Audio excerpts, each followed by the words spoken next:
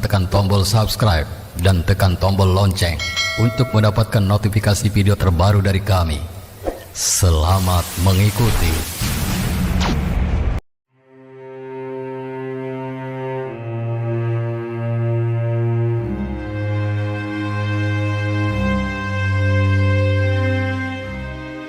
Assalamualaikum warahmatullahi wabarakatuh.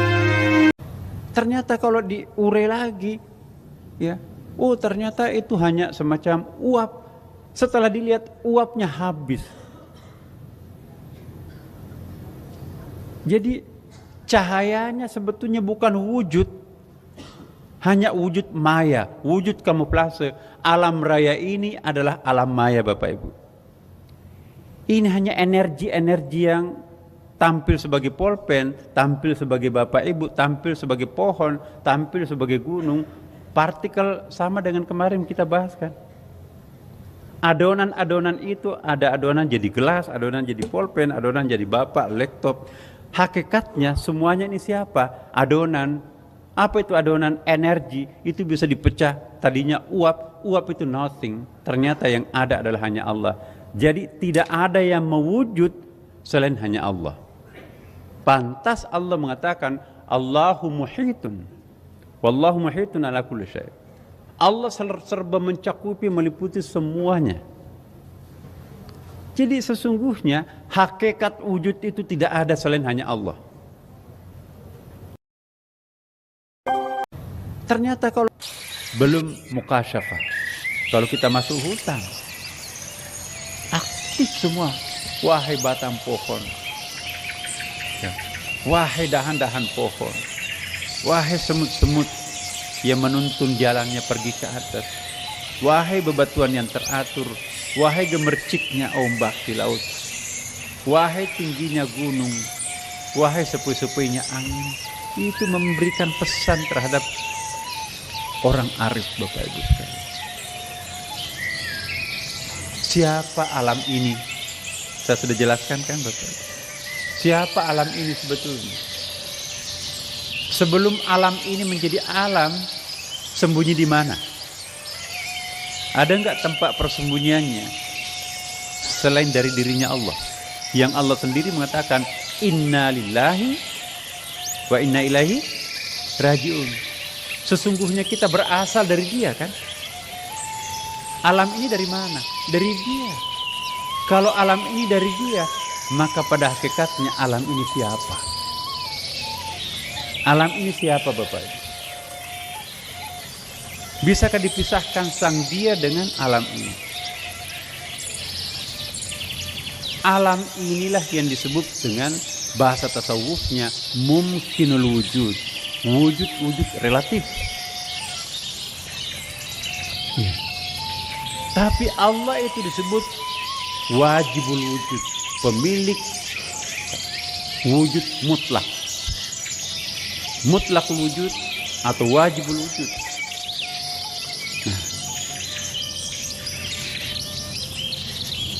kenapa kita memandang enteng pohon, tanah, gunung? Karena kita anggap itu makhluk. Kata-kata makhluk ini seringkali mengajak manusia itu sombong. Kalian makhluk, kamu ditafsirkan, ditundukkan kepada aku. No. Saya ingin mengatakan dengan terus terang di sini, Bapak Ibu, seorang yang memahami bahasa tasawuf, dia enggan menyebut alam ini makhluk dan lebih suka menyebut Allah itu sebagai al-haq, maha benar, maha tunggal, dan terus gitu kan. Alam ini adalah al-khalq, Apa itu al-haq? Appearance-nya, lukisannya, projectionnya Allah Subhanahu wa Ta'ala. Seperti matahari, Bapak Ibu. Bisakah ada cahaya matahari tanpa ada mataharinya? Bisa nggak? Tidak mungkin ada cahaya matahari tanpa ada matahari. Siapa sebenarnya cahaya matahari itu? Apakah cahayanya matahari itu wujud mutlak sama dengan mataharinya sendiri? Enggak. Wujud mutlak itu adalah mataharinya, wujud nisbinya, relatifnya adalah cahayanya. Ya. Cahaya adalah mumkinul wujud, wujud-wujud relatif. Dan matahari itu adalah wajibul wujud.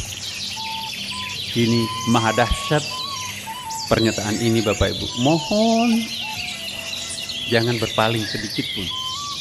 Ini sangat inti. Kalau ini kita pahami, lewatlah penderitaan, lewatlah kekecewaan, lewatlah semua penderitaan. Kenapa kita menderita? Karena kita mencapai makrifahnya pendek, rendah. Semakin tinggi pemahaman kita kepada Allah, maka goodbye penderitaan. Bagaimana caranya? Tunggu. Saya masuk di matahari. Matahari itu adalah wajibul wujud, wujud mutlak, ya kan? Efeknya matahari itu cahayanya, ya kan? Bisakah ada cahaya tanpa ada matahari? Sempurna enggak matahari itu tanpa cahaya? Siapakah cahaya itu dan siapa matahari itu? Matahari itu wajibul wujud, cahayanya mungkin wujud. Bisa enggak ada ombak tanpa ada laut, tanpa ada air? Samakah gelombang dan air? Dua entitas yang berbeda, tapi nggak mungkin ada gelombang tanpa ada air. Gelombang itu adalah efek, gelombang itu ekses, gelombang itu adalah mungkinul wujud. Nggak mungkin ada gelombang tanpa adanya laut atau air, iya kan? Air itu mutlakul wujud atau wajibul wujud, sedangkan gelombangnya itu yang disebut dengan wujud relatif. Nah, alam raya ini loh Bapak Ibu, saya ulangi.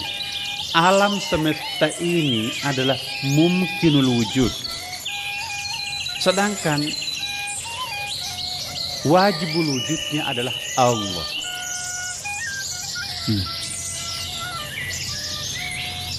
Alam ini adalah cahaya matahari. Allah itu adalah matahari.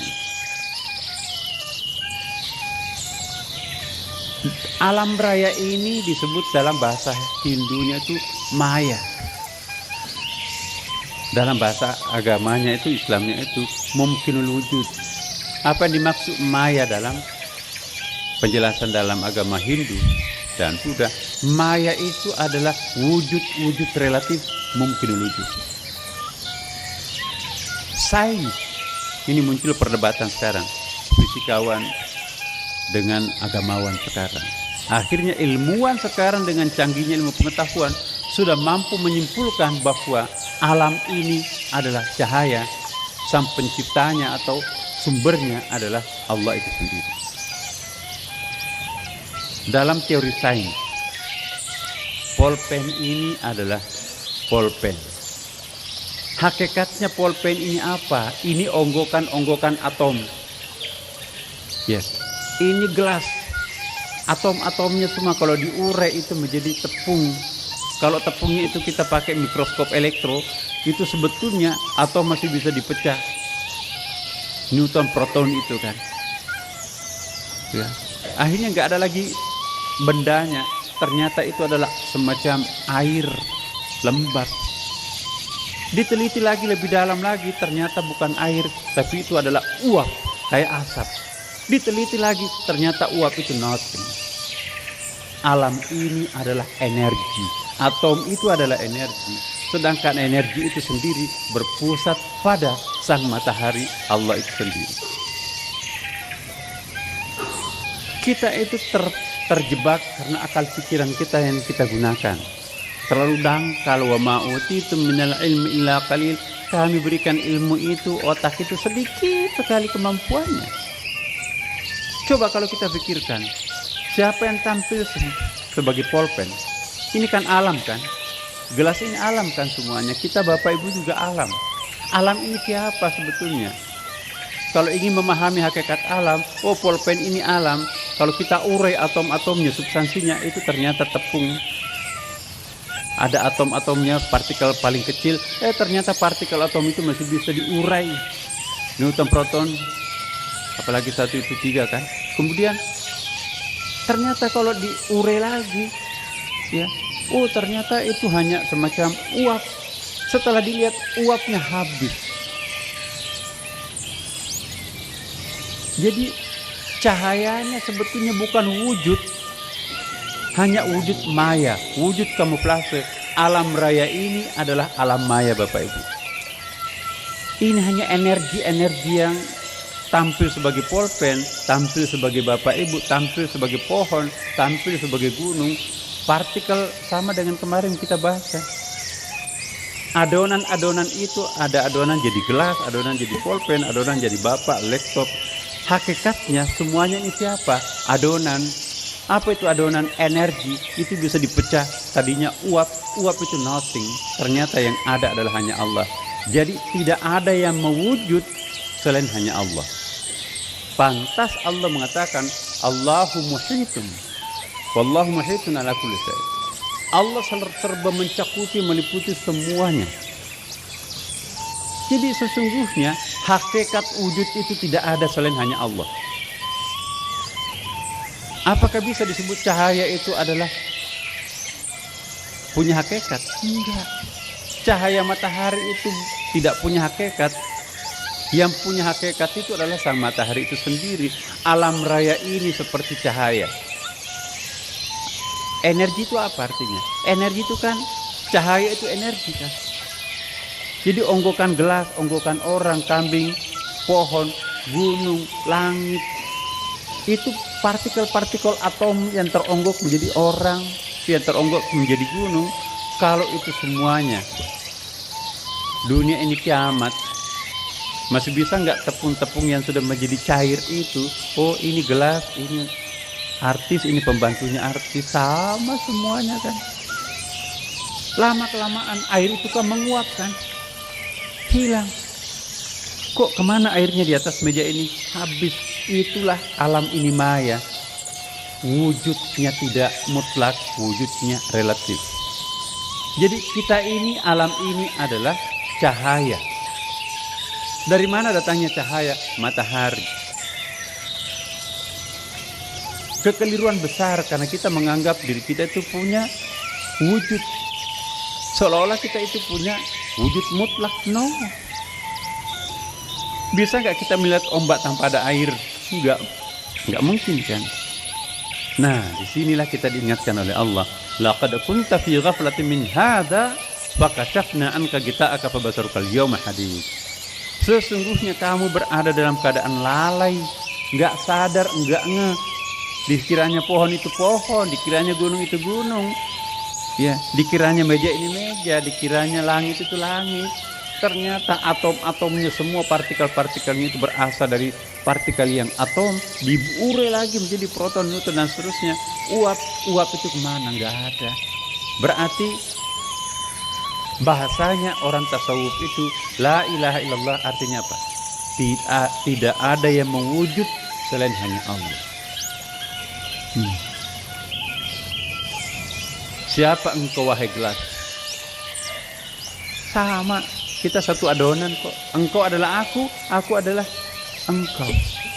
Siapa Bapak Ibu? Engkau. Ya. Kalau orang sudah sampai ke tingkat makrifah lebih tinggi Bapak Ibu, definisi tentang baik dan buruk itu berubah. Semakin tinggi pengetahuan seseorang, semakin relatif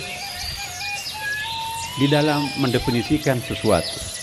Jadi kalau ada orang memutlakkan pemahamannya, itu menandakan dirinya masih perlu belajar. salah yang lain, aku yang benar. Sesat dia. No. Hati-hati Bapak Ibu sekalian. Hati-hati kita. Kita cuma enggak. Kenapa ada baik, ada buruk? Kalau memang Allah itu Maha Pencinta, kenapa sih menciptakan iblis? Kalau memang Allah Maha Penyayang, kenapa ada nerakanya? Karena pikiran kita itu sangat-sangat dangkal, sehingga semua yang kita lihat itu mempertentangkan. Ya. Apa yang terbayang kalau Bapak Ibu saya sebut toilet? Toilet itu kan kumpulan najis, bau jorok ya kan? Apa yang terbayang Bapak Ibu kalau saya sebut mihrab, tempat si imam hafid 30 juz, tajwidnya bagus. Wah bagus, sakral suci kan? Sempurna nggak masjid tanpa toilet? Perlu nggak toilet itu? Jangan-jangan lebih sering ke toilet daripada ke mihrab kan? Buruk nggak toilet itu? Tidak kan? Tadinya bilang buruk. Sekarang yang toilet itu analoginya adalah iblis. Mihrab ini analoginya adalah malaikat. Buruk nggak iblis? Ada nggak ciptaan Allah yang maha baik itu buruk? Hati-hati. Analoginya, buruk nggak penderitaan itu? Buruk nggak penyakit ini? Jawaban awalnya buruk dong. Kita kan mau sehat. Coba lihat timbangan keburukannya, dosanya yang sekian lama, 20-30 tahun yang lampau, numpuk itu. Kalau tidak ada penyakit yang menghanguskan seluruh dosa-dosa itu, maka pasti kita akan penghuni neraka ribuan tahun. Untung ada penyakit ini menggerogoti seluruh dosa-dosa yang pernah kita kumpul di badan ini. Kullu lahmin nabata min haramin fannaru aula bihi. Semua daging yang tumbuh dari yang barang haram itu hanya akan bisa dibersihkan oleh api neraka. Datang penyakit. Penyakit itu datang untuk menghabiskan seluruh daging-daging haram yang bersarang dalam tubuh kita. Terima kasih penyakit, aku tidak jadi 1000 tahun di neraka, 1 tahunnya di sana itu 1000 tahunnya di dunia. Alhamdulillah aku dapat penyakit. Tanda-tanda bagi Allah yang dicintai oleh Allah, didatangkan siksaan lebih awal di dunia supaya akhiratnya nanti lunas. Hati-hati. Fir'aun buruk nggak? Ibu, Fir'aun mau nggak punya suami Fir'aun? Perempuan yang dapat pujian istimewa paling mulia dalam Quran, istrinya Fir'aun. Menderita sesaat di dunia, kebahagiaan puncak sepanjang masa di akhirat. Jangan bangga dengan punya suami yang memanjakan diri ibu, mau kemana pun juga dia belikan tiket, ya Paris segala macam, ya padahal itu uang haram. Ibu nggak butuh. Bapak mau nggak istrinya artis? Oh, tapi anggaran kosmetiknya itu setiap bulan lebih banyak daripada gaji kita kan, terpaksa korupsi. Api neraka kan. Bangga kita punya artis, tapi nanti tebusannya adalah neraka. Nauzubillah min dzalik. Apa yang kita miliki itu yang terbaik di mata Allah. Itu pemahaman ma'rifahnya. Astagfirullah. Jadi Bapak Ibu, hanya karena kita tidak tahu aja. Seandainya Allah menganugerahkan kearifan, kita tidak pernah dumel. Kita nggak pernah marah, kita nggak pernah. Maka itu saya sering mengatakan, kalau kita masih suka marah meledak-ledak, itu pertanda kita masih jauh dengan Tuhan, masih ma'rifahnya dangkal. Orang yang sudah ma'rifahnya tinggi persis seperti Nabi, darah mengucur di tumitnya dilempari oleh preman Taif, Lalu didatangi malaikat penjaga gunung, ya Rasulullah, mau nggak aku balaskan penderitaanmu terhadap preman Taif? No. Dia melakukan itu karena dia tidak tahu siapa aku. Ya Allah, ampuni umatku. Ya, dia melakukan itu karena dia tidak tahu siapa aku. Nah, kalau ma'rifahnya orang itu tinggi, nggak ada lagi benci dalam kamus hidupnya. Nggak ada lagi kamus jengkel dalam hidupnya. Kalau kita masih suka membenci orang, jengkel terhadap orang, introspeksi dirinya. Dosa apa yang pernah kita lakukan? Makin sering kita berdosa, makin sering muncul perasaan amarah. Makin sering kita salat tahajud, puasa Senin Kamis, selamat tinggal nafsu amarah. Terasa kan Bapak Ibu? Kalau orang suka marah-marah, pasti tadi malam nggak salat tahajud. Kalaupun salat tahajud, nggak khusyuk. Kenapa? Inna sholata tanha anil fahsya wal munkar. Salat itu mencegah kita terhadap keburukan. Kalau ada orang salat tapi masih melakukan keburukan, maka itu salatnya nggak benar. Bukankah kita sering salat tapi kita sendiri juga sadar nggak ada isinya salat ini? Hayalan melulu. Nah, Bapak Ibu, jangan memandang enteng malam Jumat, jangan memandang enteng belajar, jangan memandang enteng apa yang kita katakan. Ada orang yang mengatakan, tasawuf itu bid'ah. Caranya iblis untuk mencegah orang naik ke langit banyak. Jalur paling cepat mendaki langit itu tasawuf. Maka itu katakan bid'ah biar nggak ada yang naik ke langit. Temani aku di sini. Temani aku di tempurung bumi ini, jangan naik ke langit. Nanti nggak ada yang menemani aku di neraka. Semua yang baik-baik itu bid'ah. Masa orang maulid mengungkapkan kekagumannya terhadap Nabi, nggak boleh. Gimana kita bisa nangis merindukan Nabi, memperingatinya pun juga beda. Nggak boleh peringati Isra Mi'raj, haram, na'udzubillah. Nggak boleh amin berjamaah, Masya Allah. Padahal itu kan emosionalitasnya sangat tinggi kan. Udahlah Bapak Ibu,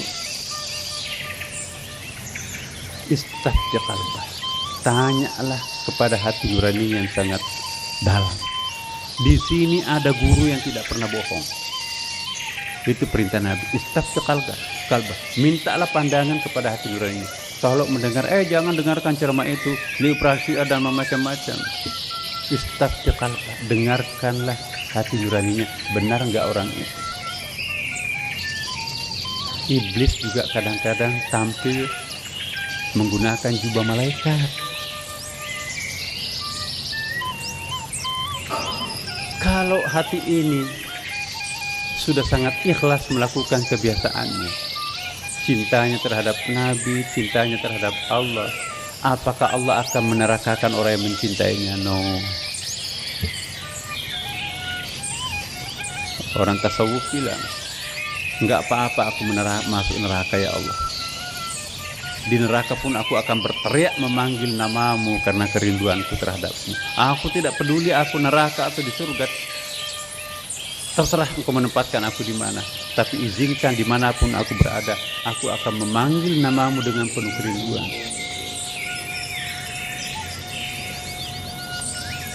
Aku bisa memanggil namamu di gubuk reog. Tapi juga aku bisa memanggil namamu di istana. Aku bisa memanggil namamu di neraka. Aku juga bisa berteriak memanggil namamu di surga. Neraka dan surga bagiku, I don't care. Yang penting engkau memberi izin aku berteriak merindukan engkau, memanggil namamu. Tuhan kata apa terhadap orang ini? Jangan bermain-main terhadap orang yang mencari ma'rifah. Kalau dia tersinggung, Allah yang tersinggung. Tapi kita jangan bangga, sombong Bapak Ibu. Mentang-mentang belajar tasawuf seolah-olah yang lainnya itu kamu jalan lambat, kita jalan pintas. No, itu salah juga. Udahlah, tutup dirinya sendiri, orang yang mencapai tingkat ma'rifah, gurunya everything. Sudah mampu belajar kepada apa yang saya istilahkan kemarin, impersonal teachers. Alangkah miskinnya seseorang itu kalau gurunya hanya orang. Kalau lihat pohon, diajari oleh pohon. Lihat binatang, diajari oleh burung. Lihat laut, suara gemuruhnya laut itu dia terjemahkan. Nabi. Siapa ini semuanya? Siapa alam ini? Kembali lagi kan? Sama-sama kita sebagai cahaya matahari, cahayanya sang matahari. Iya kan? Makanya itu disebutkan dalam hadis, kamakal, man arafa nafsahu faqad arafa rabbahu. Barang siapa yang mampu memahami dirinya, pasti dia bisa memahami Tuhan. Barang siapa yang mampu memahami alam ini, pasti juga dia mampu memahami Tuhan.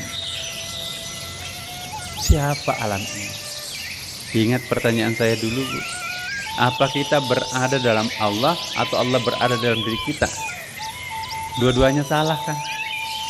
Kalau kita mengatakan Allah di dalam diri aku, berarti Allah kecil, bukan Allahu Akbar. 1000 orang berarti 1000 Tuhan. Kalau kita berada dalam diri Allah, kita dalam kelambunya Allah, berarti ada wilayah yang bukan Allah kan? Sementara Allah memperkenalkan dalam Asmaul Husna, Allahu muhitun, Allah serba mencakupi. Apa kata ayat? Ana aqrabu ilaihi min hablil warid. Aku lebih dekat daripada urat nadi kalian. Jangan jauh-jauh mencari Tuhan. Kata Allah, aku lebih dekat daripada tulang tenggorokan kalian. Di mana urat nadi kita? Diri kita sendiri. Nah, so, who am I? Siapa aku? Who are you? Iya semuanya, kita semuanya adalah cahaya. Cahayanya siapa? Cahayanya sang matahari. Allah wajibul wujud, alam ini mumkinul wujud. Jelas betul. Subhanallah. Al-Fatihah. A'udzubillahi minasyaitonirrajim. Bismillahirrahmanirrahim. Alhamdulillahi rabbil alamin, arrahmanir rahim, maliki yaumiddin. Iyyaka na'budu wa iyyaka nasta'in, ihdinas siratal mustaqim, siratal ladzina an'amta 'alaihim ghairil maghdubi 'alaihim waladdallin. Amin. Ya, assalamualaikum warahmatullahi wabarakatuh. Belum mukasyafah. Kalau kita masuk